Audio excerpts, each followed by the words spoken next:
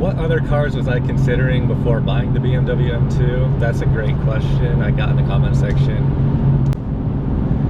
What's your opinion on Mustangs?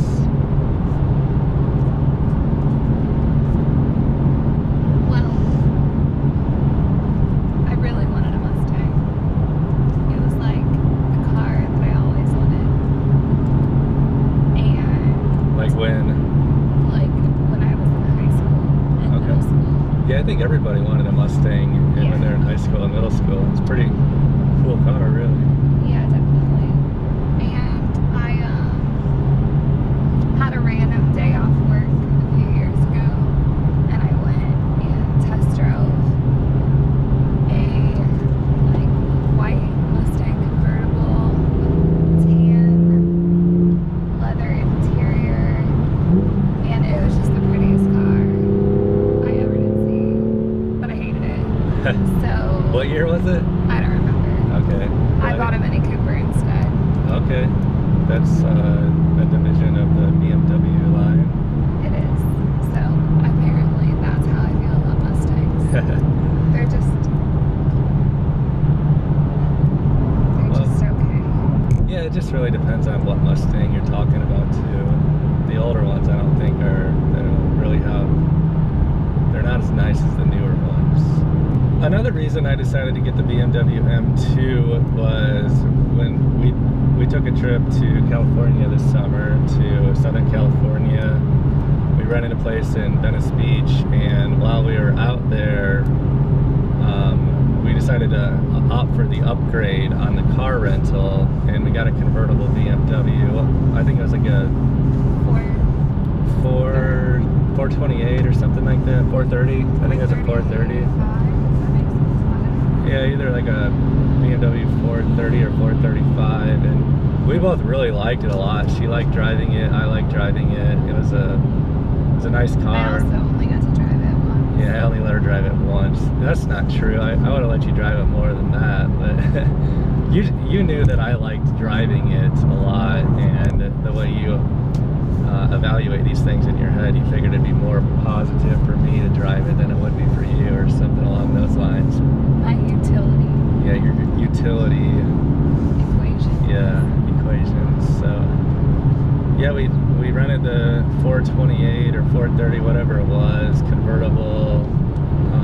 It was a great little car. It had the paddle shifters, automatic transmission, and it kind of just made me start thinking about BMWs again more.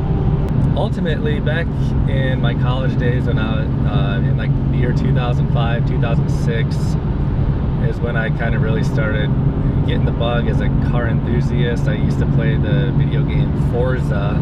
I believe it was Forza 2, and my roommate and I, we set up a basically like one of my friends like set like this wheelchair out in the courtyard of where we lived, and I bought like this Xbox steering controller setup, and we basically made like a little rig to play Forza in like a wheelchair with a steering wheel and gas pedal on that. And I started really getting into the BMW M3 E46 that was made between the year 2000 and 2006, I believe. And that was my initial dream car. I wanted that car. I took it for some test drives back when I really couldn't afford it. And, you know, I just really wanted that car. But now, kind of in 2017, if you want to buy an E46 M3, you're either going to be buying one that's got like a ton of miles on it, and they're still fairly pricey, or you can buy one that's kind of lower mileage, you know, 20,000 miles to 30,000, maybe 40,000 miles, but you're going to be paying about $40,000 for a BMW E46. So I decided I wanted to get something with a factory warranty on it, you know, more of the modern technology and finishes on the inside, and I'm really happy so far with this car. For a long time, I was really kind of waiting on the new 2019 Shelby GT500 to come out, and that was kind of like the car I had in mind initially as being my next car. I was going to upgrade to that, but it was just taking forever, and like they weren't making any announcements, and some other cars kind of caught my attention. You know, initially I made a video about why I definitely would not buy the Shelby GT350, and over time I'd have to say, after hearing and seeing that car in person, it kind of changed my mind, and I realized that the GT500 didn't really have the handles that the GT350 did. So I had the Shelby GT350 on my list of cars to test drive, and I actually never test drove the Shelby GT350. One of the reasons I decided not to go with the Shelby GT350 was, one, I mean, yes, the car sounds freaking awesome, but I wanted a daily driver, and I didn't want something that loud and obnoxious, and that car is so loud. So that was kind of what ruled out that car. One of the things that ruled out that car. Another thing that ruled out the GT350 was I sat in one at a dealership, and it felt a little bit too small for me. My head was like basically touching the ceiling almost, and I don't know, I just didn't think that I was going to be happy with it as a daily driver. Now, if you're buying a Shelby GT350 as a track car, sure, that'd be great, or something you're just going to drive on the weekend or something. And so basically, after I bought this BMW M2, like basically like a week later or something, they start making announcements about the 2019 Shelby GT500, or whatever it's going to be called, basically the next Shelby iteration for 2019 or 2020. But I don't think that would be a great daily driver, honestly. 700 horsepower, I don't know, and I didn't want to wait that long to buy a new car. I've been driving the 2012 Shelby GT500 for 4 years, and I was really just kind of ready to change it up, you know, get into something new. What other cars was I considering? I sat in some Porsches. I sat in a Corvette. The Corvette's just too small. The Porsche felt too small. Again, you know, I'm 6'5", so I'm not the smallest individual. Another car I was really considering, actually, before the BMW M2 was the BMW M4. And that was really kind of the car I had on my radar.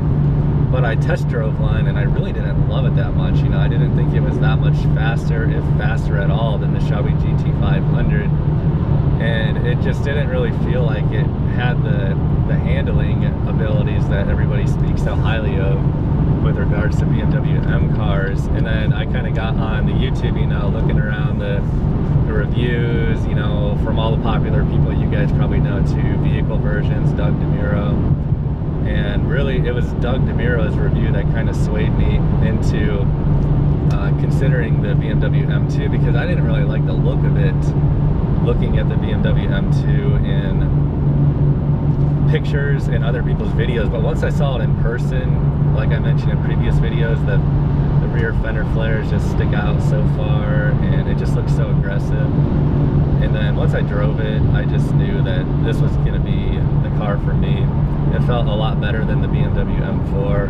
Granted, the M4 had the paddle shifters, but the M4, I didn't feel like that was going to be the car. I mean, it was more expensive too, and just to see that I could basically buy this car brand new for the same price as a used M4 that I really didn't know the history of. You know, the one I drove was a leased BMW M4, so you can pretty much bet that the previous owner didn't really take great care of it. They probably didn't break in the engine properly, and there's a good chance, you know, that they just drove it hard on a cold engine and all that stuff. So Sugar Buffin here definitely broken the M2 engine properly. I broke in the engine properly. All I heard about for a solid, I don't know, would it take you like 2 weeks?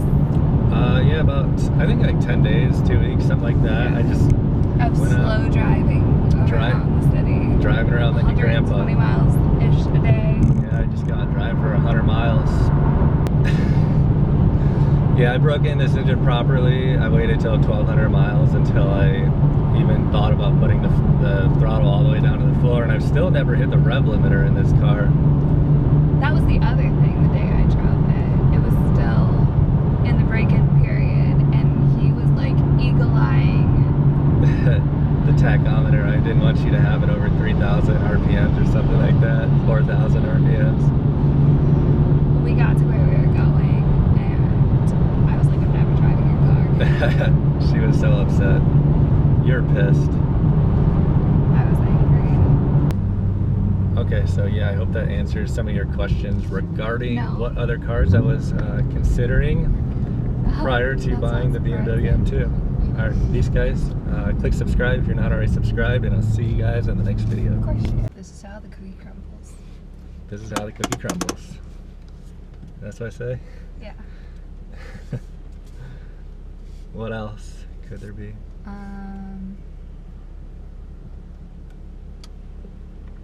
And that's how the cookie crumbled. Isn't that from like a movie or You something? could just do like a okay.